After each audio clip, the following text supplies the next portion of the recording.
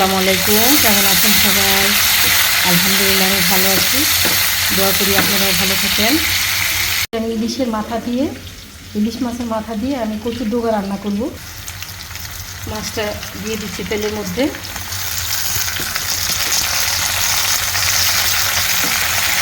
এখানে আমি পেঁয়াজ কাঁচামরিচ দিয়েছি, লবণ দিয়েছি অল্প করে, কারণ কচুতে আমি লবণ দিয়েছিলাম সেদ্ধ করার সময়।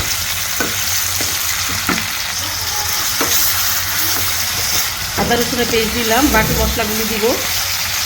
দেখুন আমি এখানে হলুদের পাউডার, মরিচের পাউডার, জিরা পরিমাণ মতো দিয়ে দিয়েছি, ধনিয়া, জিরা।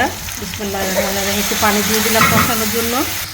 দেখুন সিদ্ধ করে রেখেছিলাম কচুর ডগাগুলো, সেগুলো দিয়ে দিলাম, কেন আমার মাছের মশলা কষানো হয়ে গেছে।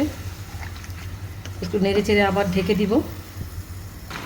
দেখুন কচুর তরকারিটা হয়ে গেছে, কচুর ডগার তরকারিটা আর একটু ঝোল কমবে। আমি আরও 10 মিনিট মতো এটা রান্না করব, মানে ঝোল শুকানোর জন্য। ঝোলটা শুকিয়ে আমি নামিয়ে ফেলবো এটা।